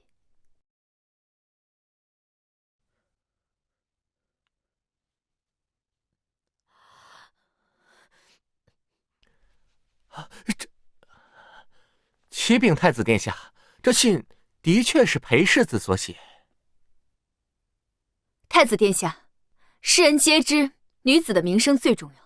上次裴世子只是拿书信威胁，可保不齐还有什么鞋袜、荷包。妾身虽为裴世子名义上的母亲，可也只不过是一个刚及笄的女郎，实在是不敢拿自己的名声做赌注，所以才被裴世子威胁，欺骗殿下。殿下，这个女人满口谎话，你千万不要被她欺骗了，你不要被她蛊惑了，殿下！你千万不要被她欺骗了，你不要被她蛊惑了呀，殿下！殿下，妾身本不该讲内宅之事，误了圣听，但妾身实在是别无他法。纵然母亲和侯爷都愿意相信妾身，但也抵不过裴世子这样一而再再而三的威胁与陷害。求殿下明察，为妾身做主。2年后，太子便会继位，裴时远，你的青云路就断在这儿了。裴时远，你好大的胆！你欺君罔上，还造谣女眷名声，实在是罪恶至极。来人，拖下去，杖刑30。杖刑？是，上。我不要杖刑！太子殿下，我错了，我错了，我不要杖刑，我真的错了，您饶了我吧，太子殿下，我错了，您饶了我吧，太子殿下，饶了我吧。宋婉宁，妾身在。你虽然未曾有大错，但你明知裴时远作弊欺骗姑，却不早早出来指认，便是情有可原，姑也得罚你鞭刑15下作为惩戒。你可有异议？妾身并无异议，谨遵。报！禀殿下，定远侯求见。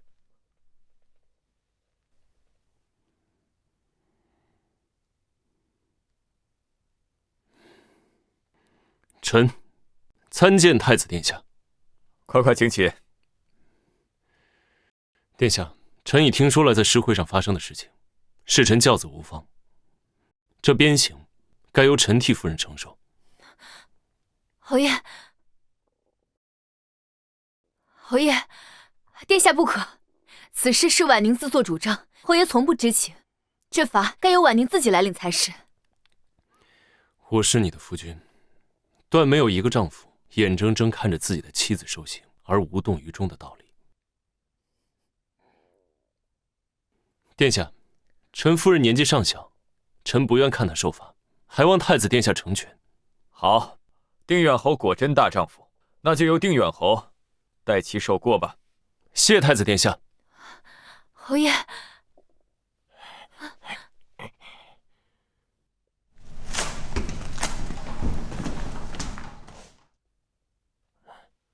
侯爷得罪了。侯爷，无妨，继续吧。这。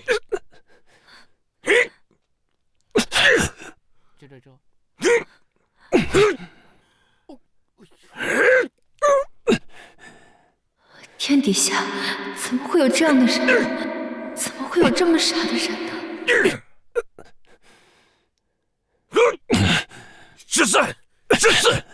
是我。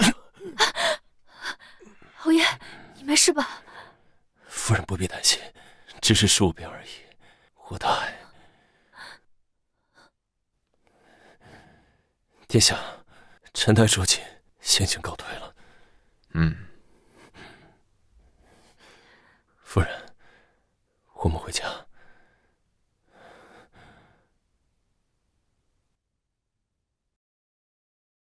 母亲，裴贤到底什么时候死？我到底什么时候才能当上侯爷？还有那个该死的宋婉宁，还有我得罪了太子，我恨不得将他碎尸万段！快了！宋雪儿不是说了吗？她给我们的那种药是慢性毒药，要想不被人发现，得慢慢的让裴宪喝下去才行。也得亏老天帮忙，裴宪在救了皇上之后就落下了隐疾，需要每日服药。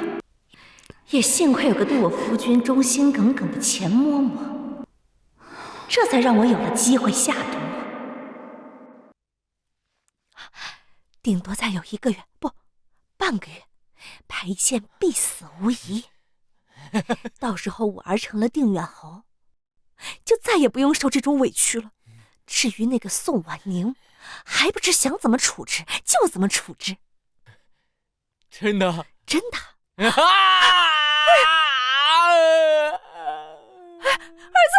哎呀，儿子！伤势不算太严重，只需要用这些药膏涂上一些时日便可。多谢大夫。那在下就先告辞了。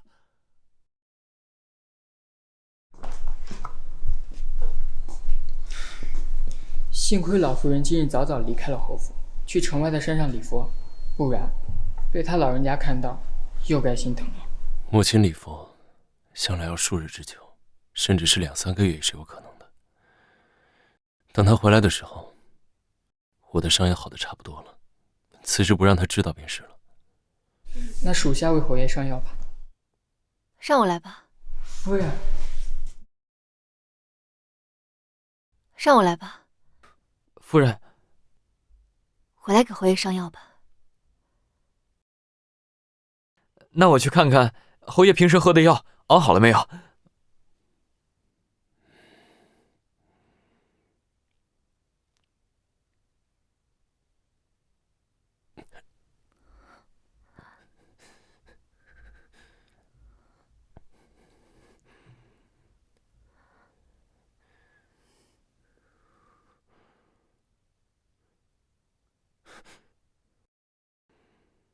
原来未曾注意到，这小姑娘竟长得如此出众。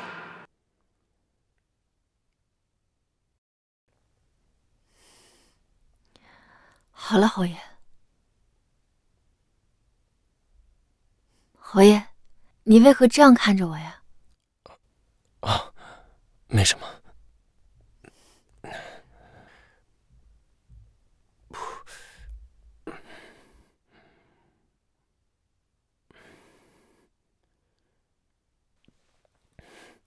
多谢夫人了。侯爷，今日之事是婉宁连累侯爷了。今日若非是石远做的太过，你也不至于出此下策。此事我不会放在心上，你也不必放在心上。多谢侯爷。对了，我还有一事不明。侯爷请讲。你遇到为难之事，会想到寻求母亲，寻求太子相助，为何独独想不到寻我呢？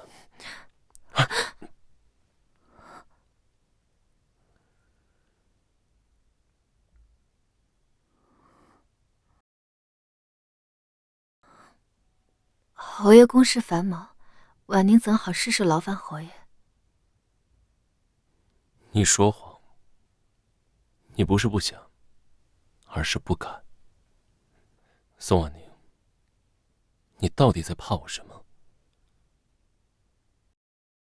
宋婉宁，你到底在怕我什么？我在害怕什么？前世我轻信枕边人，落得那样万劫不复的下场。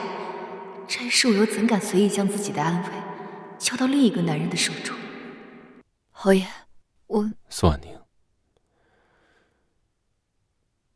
我不管你怎么想的，但是你记住，我是你的夫君，你不是孤身一人，你可以依靠我的。侯爷，你的药好了。拿进来吧。等等，这个药的味道，这个药的味道是……等等，这药不能喝。夫人是觉得这药有什么问题吗？侯爷，您喝这副药有多久了？啊，自2年前，侯爷为救天子受伤后，便一直服此药。中间太医院也调整过药方，但没有什么不妥之处。夫人，您是发现什么了吗？侯爷，你可知我母亲是因何而死？据我所知，钟琴伯夫人是因为得了恶疾。错了，那只是市井传言。我母亲并非是因为生病，而是中毒。中毒？中毒？是，而侯爷所喝的药，其中有一抹很特殊的味道，与我母亲所中之毒的药一模一样。夫人，可我闻了闻此药，并没有什么特殊的味道啊。况且，太医院怎么会把毒药写进药方里？这毒确实不易察觉，但我天生嗅觉比常人灵敏一些。况且我母亲是因为这毒而死，我到死都不会忘记她的味道。既然药方没错，那就是药材出了问题。这药在熬制期间，除了你，可还有其他人接触过？熬药的人是侯爷兄长曾经身边的钱嬷嬷，除此之外，便没有什么亲近的人了。但我与兄长素来亲厚，钱嬷嬷更是兄长最亲近之人，所以他断然不可能下毒害我。那要是受到王氏的挑唆呢？侯爷，婉宁并非是想要污蔑谁，但是防人之心不可无啊。夫人，若真如夫人所说，那侯爷岂不是天天在喝毒药？您既然识得这种毒，可否有解药？您既然识得这种毒，可否有解药？有。当年我和东岳好不容易拿到这解毒药方，想给我母亲服下，但终究还是迟了一步。怎么会这样？怎么会这样？母亲，您别吓我！您再等等，东岳马上就把解药拿回来了。母亲，您别吓我！来不及了，来得及的，只要你把解药服下，就一定来得及的。婉宁，我死后，你要答应我一件事，不要去报仇。母亲，答应我。我答应你。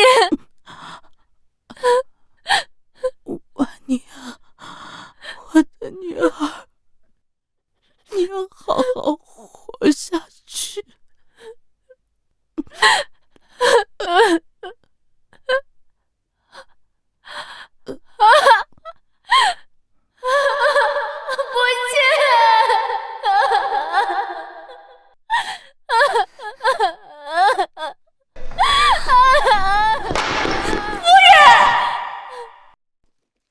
自那日起，我就将这药方妥帖的带在身边。说侯爷信得过我，不若接下来试试我的药方如何？好，就依夫人所言。元宝，你派人去盯紧钱嬷嬷。是。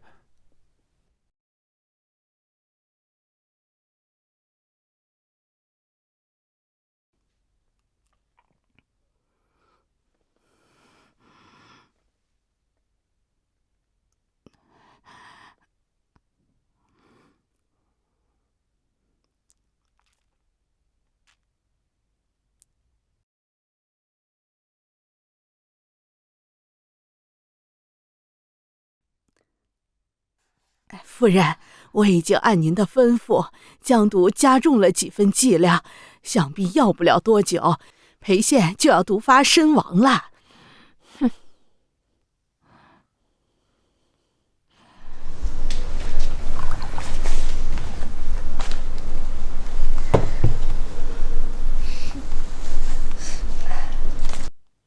辛苦钱嬷嬷了，这些是我们夫人的一些心意。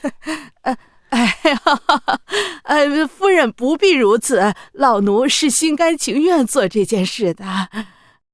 大爷是我的奶儿子，说句大逆不道的话，我是真心将大爷当亲儿子疼的。大爷虽是庶出，但他才貌绝不逊于裴宪。凭什么大爷就要战死沙场，裴宪就活得好好的？这定远侯就应该咱们大爷来当才是。钱嬷嬷，你的忠心我和大爷都是知晓的。等石远当了定远侯，我一定派人好好侍奉您，给您养老。多谢夫人。侯爷，那个钱嬷嬷果然有问题，安危亲眼看到她在侯爷的药中下了东西，并且还进了大夫人的房间。你看，这个是安危在她走后捡到的。我看看。小心，上面还有残余的毒粉。小心，上面还有残余的毒粉。侯爷不必担心，这点剂量等同于无，不会有什么问题的。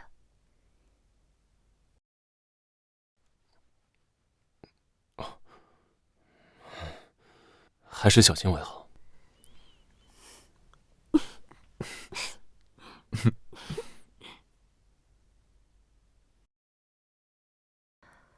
味道没错，是同一种毒。既然侯爷和我母亲中的是同一种毒，而这个下毒的钱嬷嬷又与大夫人有联系，能够同时和定远侯府和中清伯府有接触的，就只有这个宋雪儿。夫人，那老夫人的死是不是也和这个宋雪儿脱不了干系？说我猜的没错，这里面不止宋雪儿，还有林姨娘，甚至是我父亲的手笔，他们一起害死了我母亲。所以我母亲才会临死前要我答应不查证、不报仇，也是因为怕我受到他们的迫害吧。想不到中情伯竟是如此宠妾灭妻之人。侯爷，我现在就去把钱嬷嬷抓起来审问。不行，这样做只会打草惊蛇。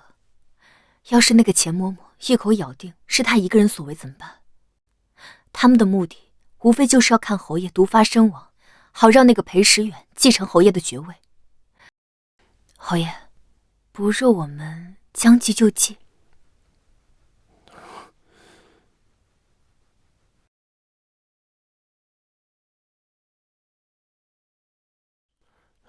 快来人啊！侯爷吐血昏迷了。老夫人不在家，快去把这件事告诉大夫人和世子。是。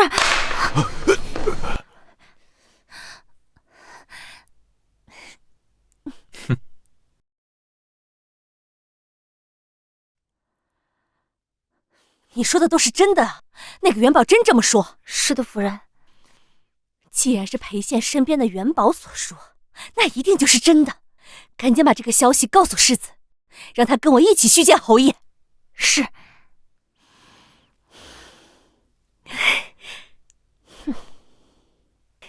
奴婢恭喜夫人，即将得偿所愿了。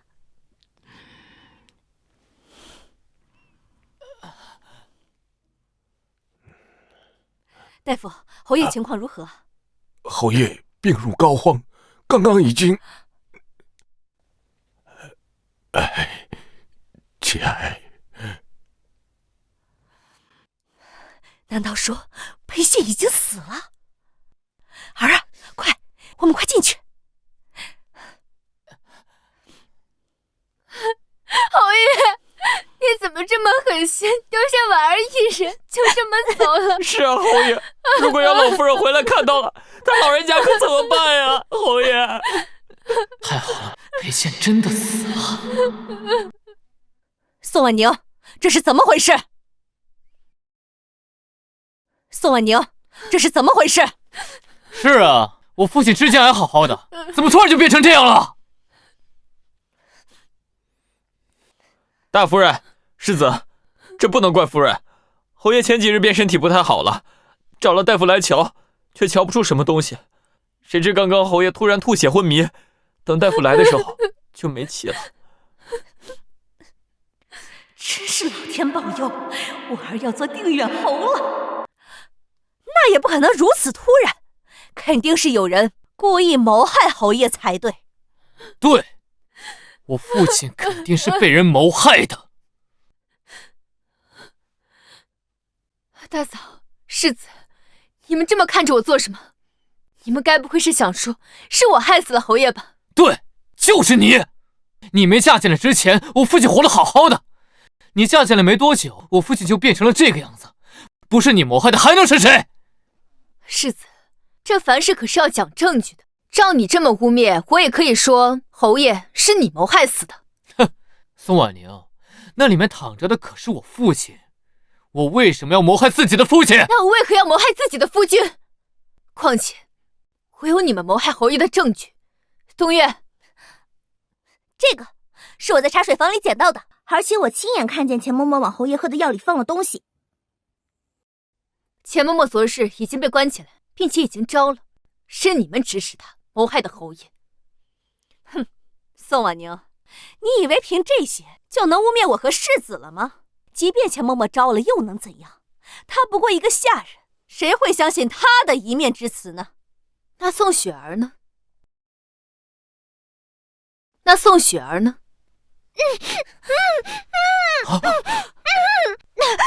石远哥哥，宋婉宁，你居然敢这么对我，你一定会遭报应的。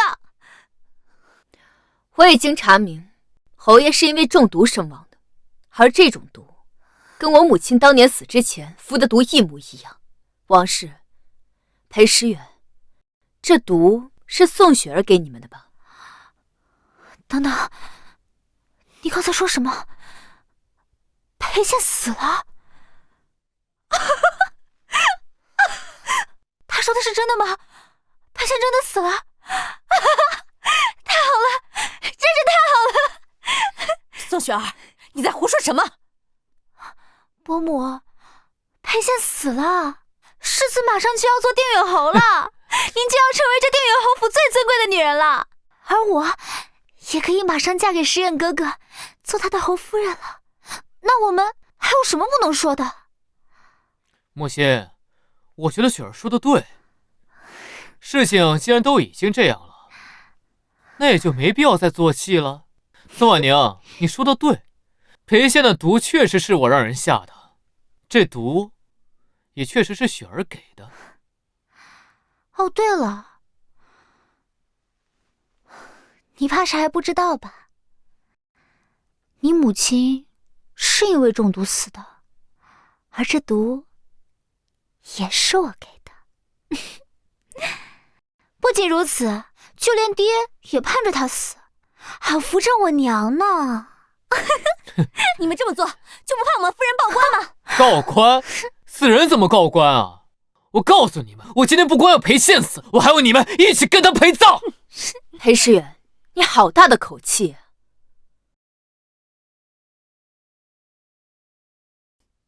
张大人，您听到了吧？张大人，您听到了吧？本官都听到了。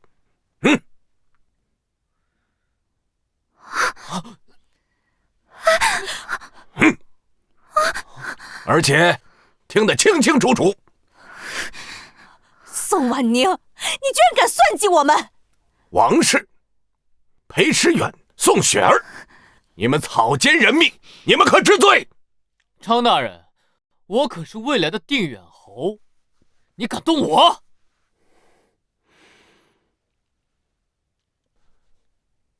那如果侯爷你不是了呢？裴宪，你没死。裴时远，你没想到吧？从半个月前开始，我们就知道了你们的阴谋。今天这场局，就是等着你们自投罗网了。大嫂，我平日待你跟时远不薄，你为何要这样做？为何？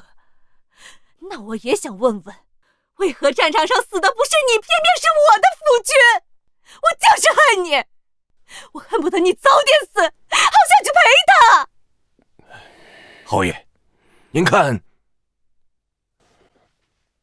宋雪儿及其父其母谋害钟勤伯夫人，证据确凿，还劳烦张大人去一趟钟勤伯府。至于他们母子俩，先行收监起来，我随后处置。是，把他们抓起来！你想干什么？你还要杀了我们不成？你想干什么？你还要杀了我们不成？你是大哥的妻子，时远是大哥的儿子，我自然不会杀你们，但我会禀明圣上，废除时远的世子之位，将你们送回洛阳老家。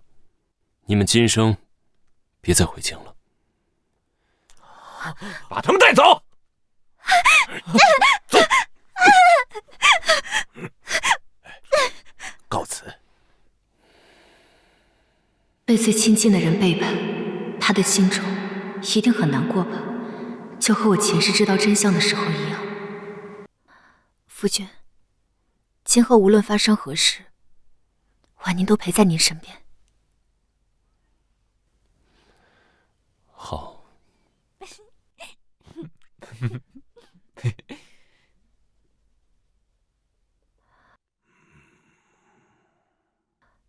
大夫，侯爷怎么样？他刚刚突然说自己心口燥热得很，我摸他体温也是很发烫，不会是出什么问题了吧？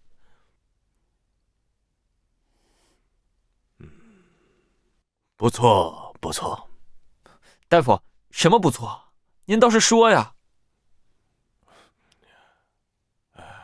侯爷之前或许是因为中毒啊，所以一直无法进行房事。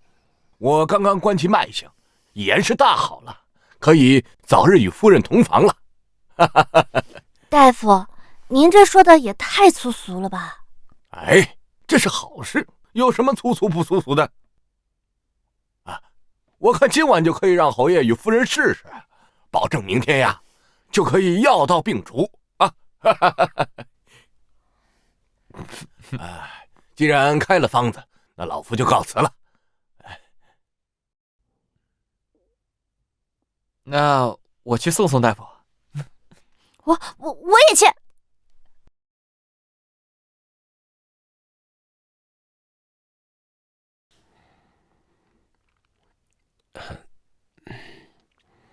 我还是去书房睡吧。等一下，夫君今晚不若留下来吧。大夫不是说了吗？你已然大好了。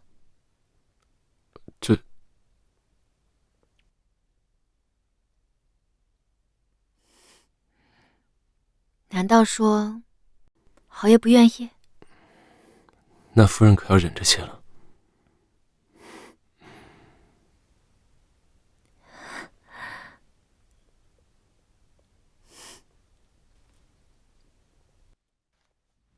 你说侯爷和夫人到底圆房了没有啊？一个小姑娘家的，说这些干什么？也不害臊。这有什么害臊的？我以后啊也会圆房的。今晚的月亮真好。是啊，真好。